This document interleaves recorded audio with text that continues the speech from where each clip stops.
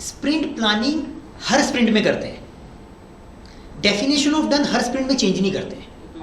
वो एक मान के चलो कि अपनी लैंग्वेज और एक्सपेक्टेशन सेट करने का काम है, वो आप पहली स्प्रिंट से पहले ही कर सकते हो। आप रिलीज प्लानिंग एक्टिविटी कर रहे हो, एनवायरनमेंट क्रिएशन कर रहे हो, शुरू में ही कर सकते हो। बिल्कुल उसमें इन्वॉल्व रहना चाहिए, सारे स्टेक होल्डर इन्वॉल्व रहना चाहिए।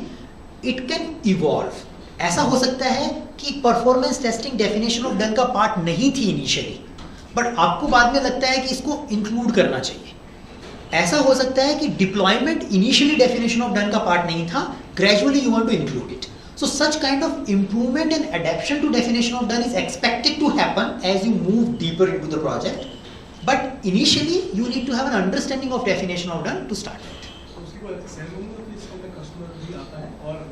We don't have a ceremony like that, but you can do it on your own. But there is definition of done, it is important to have the sign off from the customers.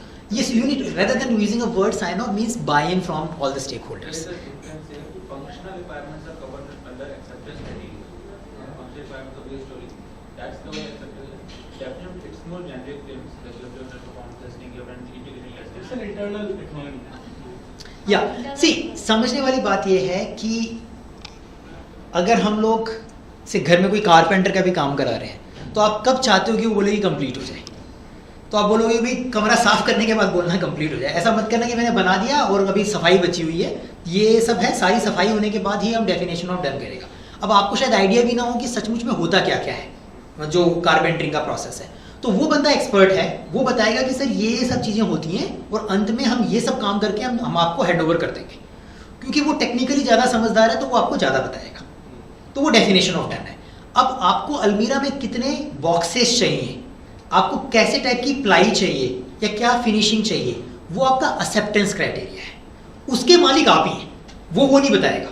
तो आप बोलोगे कि मेरी को अलमारी में ये 4 चीज चाहिए और ये सब होना चाहिए, तो वो उसके बिना आप लोगे नहीं उसकी अलमारी को। बट डेफिनेशन ऑफ डन उससे भी आगे की चीज है कि इस 4 चीज को बनाने में वो प्रोसेस क्या फॉलो करेगा, आपको डॉक्यूमेंटेशन भी दे रहा है उस चीज का या नहीं दे रहा है, उसके बाद रूम साफ करके भी जा रहा है या नहीं जा रहा है, वो डेफिनेशन ऑफ डन का पार्ट है।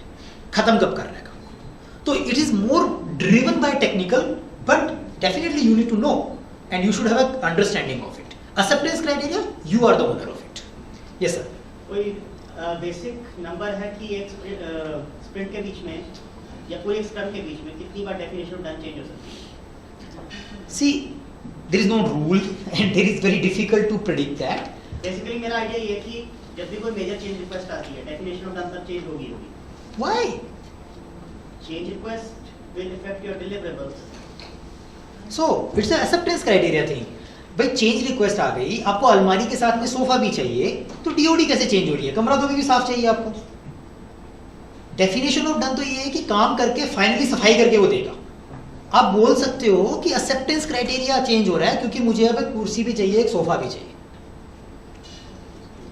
चेंज रिक्वेस्ट नेसेसरी एनहांसमेंट थोड़ी ना हो सकती है। एग्जिस्टिंग कोड में तो चेंज रिक्वेस्ट आती है, तो भी क्या हुआ? डन मतलब वो साफ करके ही देगा। मतलब ये चीज मैं इसलिए बोल रहा हूँ, फर्नीचर का एसी में बहुत बार ऐसा होता है, जब एसी सर्विस कराते हो तो डीओडी सारी क्लियर नहीं होती, उसमें पता नहीं होता कि आपका कमरा साफ करके जाएगा, कचरा फैला जाएगा। वो पूरे आपने सर्विस कराई और आपके लिए काम बढ़ा गया, मतलब you are into mess. So the definition of done is more about what all will covered when you complete the thing, but acceptance criteria is the business type. Okay, so DOD is not for a task, right? DOD is not for a task. It is a universal document. It is for the complete increment. It is for the software. It is for the software कि भाई हम इसके अंदर चीजें जब डाल रहे हैं उनको हम डन तब बोलेंगे जब उसमें ये चीजें होंगी। कैसी चीजें आती हैं? कोडिंग आती है, टेस्टिंग आती है, परफॉर्मेंस टेस्टिंग आती है, रिग्रेशन आती है, कोड मर्जिंग आती है, मे बी यूजर डॉक्यूमेंटेशन आती है। ये सारी चीजें डेफिनेशन ऑफ डन का पार्ट है। अब कोई नया फीचर ऐड करना है तो डीओडी थोड़ी ना चेंज होगी। अच्छा, डीओडी चेंज होगी कब?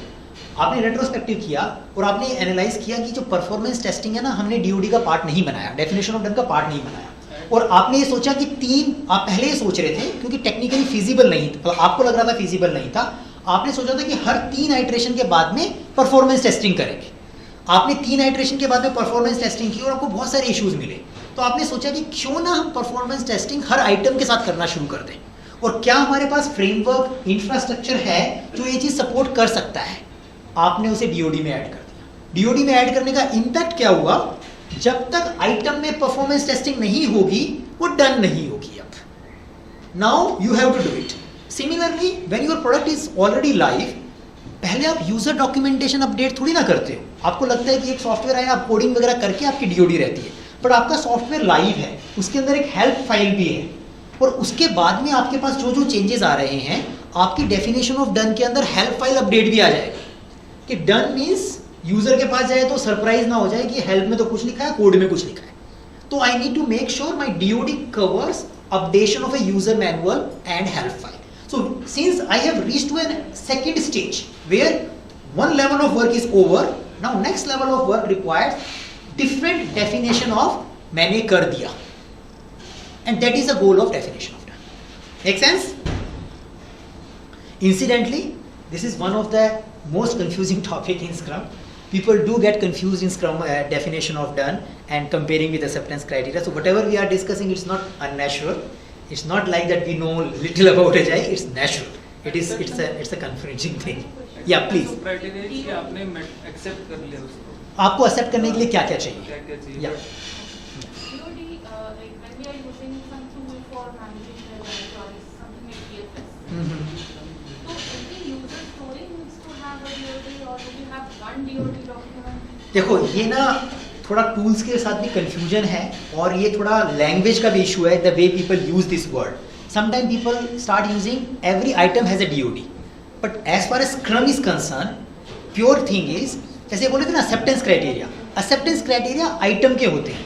तो कुर्सी का एक्सेप्टेंस क्राइटेरिया होगा कि 4 पैर होने चाहिए, ठीक है। अलमीरा का एक्सेप्टेंस क्राइटेरिया होगा 4 बॉक्सेस होने चाहिए। तो एक्सेप्टेंस क्राइटेरिया पर प्रोडक्ट बैकलॉग आइटम है, but definition of done common है। कुर्सी भी मैं तभी लूंगा जब सारी चीज क्लीनिंग हो जाएगी, सफाई हो जाएगी, पैकेजिंग हो जाएगी। अलमारी भी मैं तभी लूंगा जब सारी चीज सफाई हो जाएगी, पैकेजिंग हो जाएगी। तो मैं कहूंगा डेफिनेशन ऑफ डन, तुम बोलो कुर्सी बन गई मतलब ये सब होना चाहिए। ऐसा नहीं कि कमरा गंदा करके चले जाओ। पेमेंट आपको तभी मिलेगी जब दोनों मीट करेंगे। और definition of done ensures that you meet the acceptance criteria. Definitely you can't accept कि कमरा साफ है तो कुर्सी बन गई, you can't.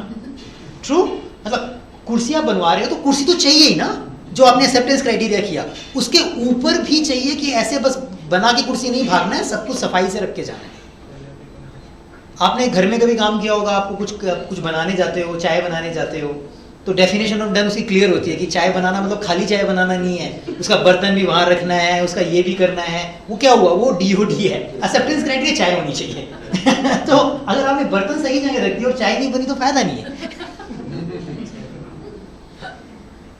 So everything has a different acceptance criteria. चाय का acceptance criteria अलग है, ब्रेड का acceptance criteria अलग है, पर DOD क्लियर है कि रसोई साफ मिलनी चाहिए।